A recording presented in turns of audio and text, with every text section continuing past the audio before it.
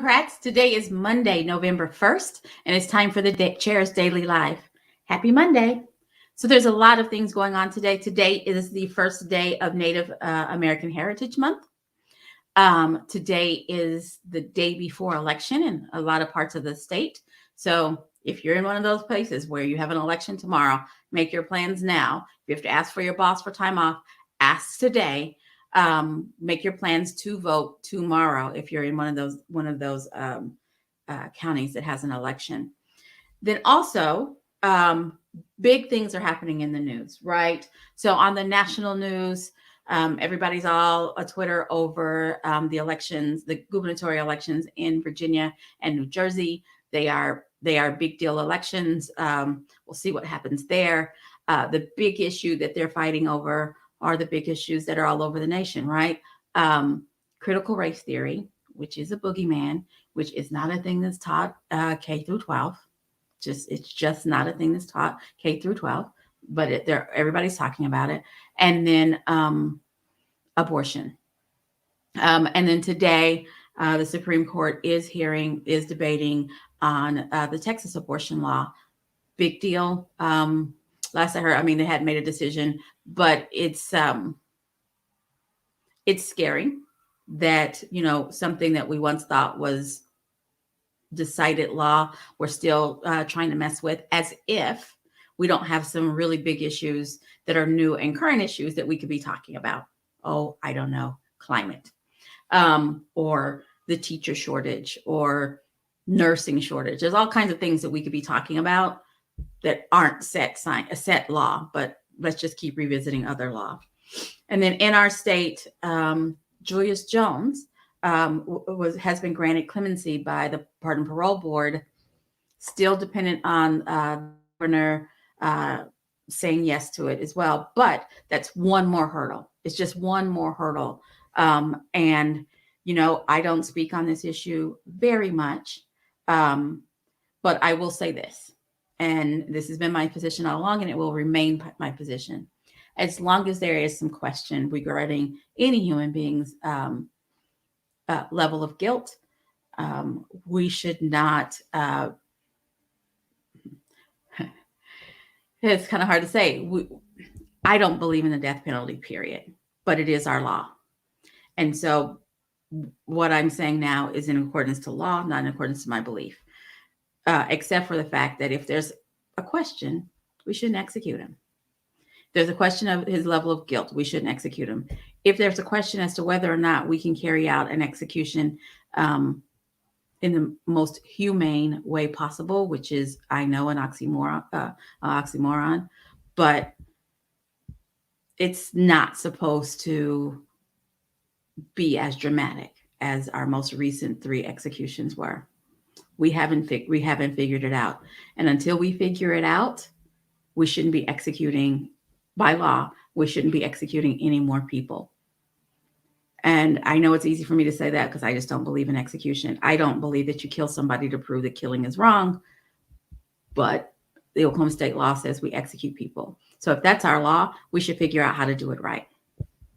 Now, I could go on and on, but I'm not going to talk about Julius Jones very much today because on tonight's Hamilton Report, our executive director, Scott Hamilton, will be joined by Jimmy Lawson, who is a friend of Mr. Jones and has been advocating for him since 1999, along with the others, to talk about the case at length. And he knows more about it. And so I'm going to defer and let the folks who have been following this for 22 years be the ones to talk about it. So that's tonight and every Monday at 6:30, the Hamilton Report. But tonight he will be joined by Jimmy Lawson.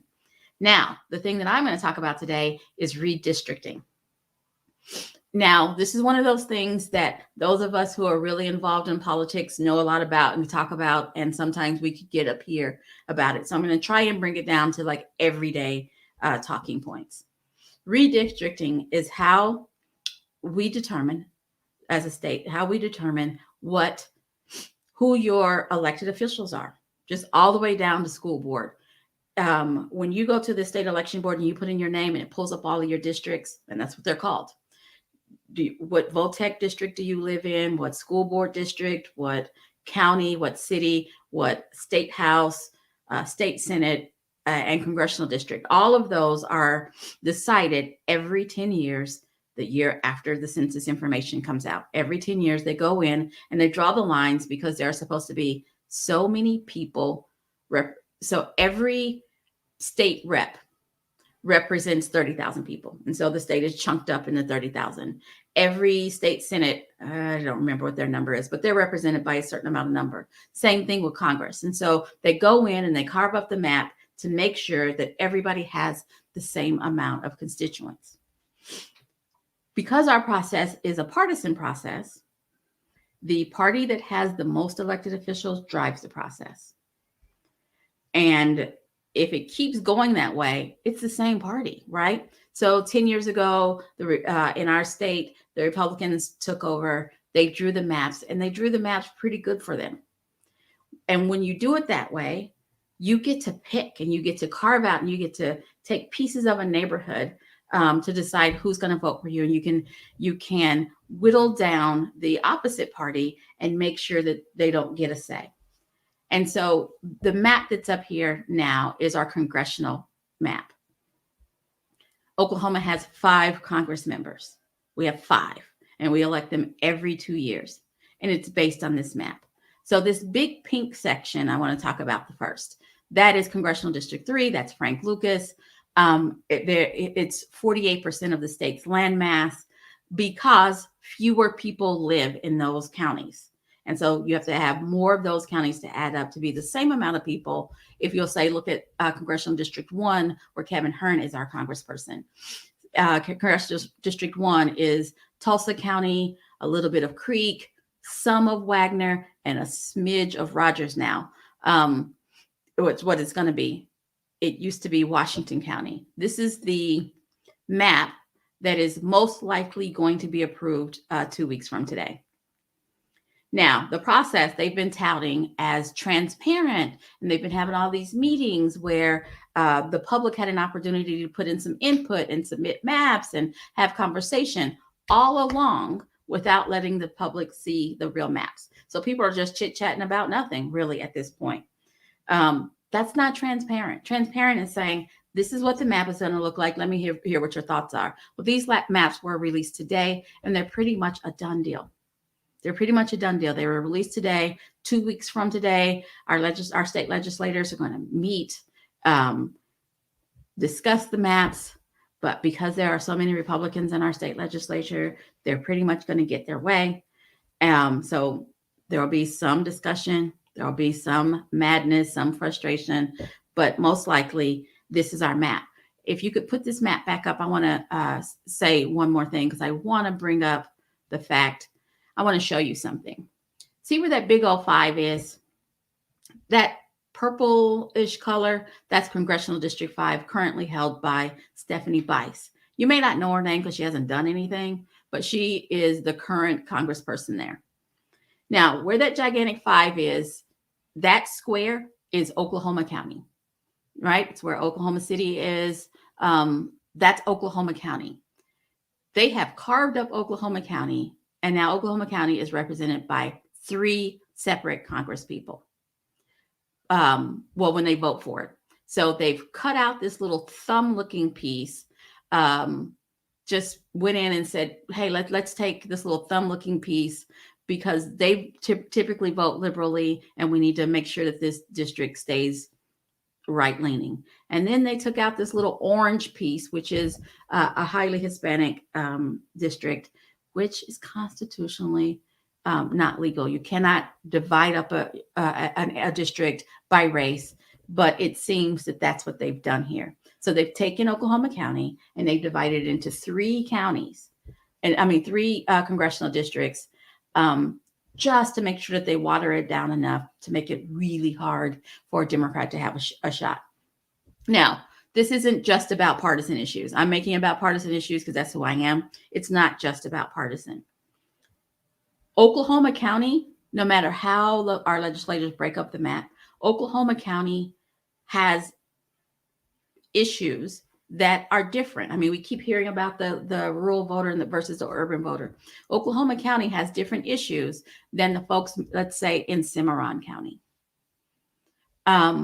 And so those folks that are in that little pinkish part of Oklahoma County, their issues won't be decided by the same person who's talking about the northern part of Oklahoma County. So their issues will be watered down.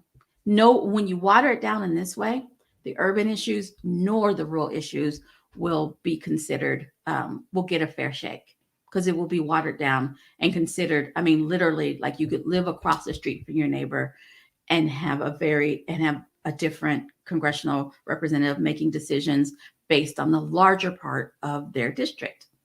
And so CD3, Congressional District 3, is the western coast of our state.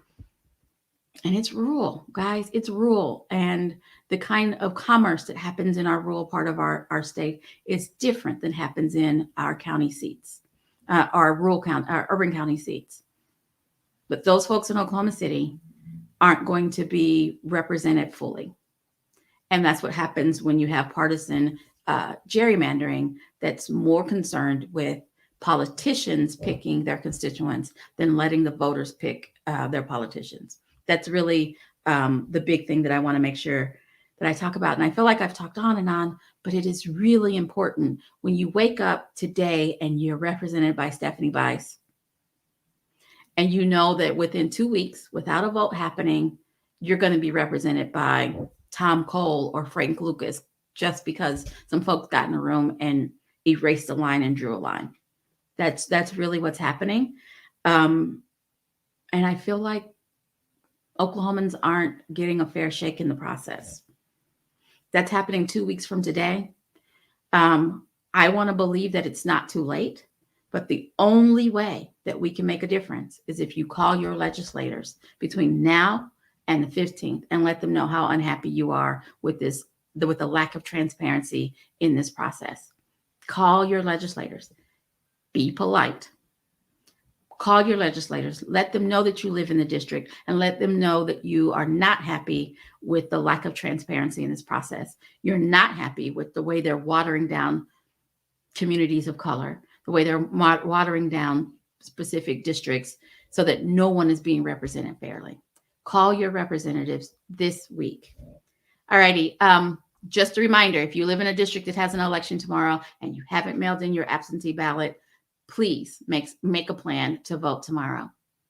Thanks for joining me, and I will be back here tomorrow at 4:15.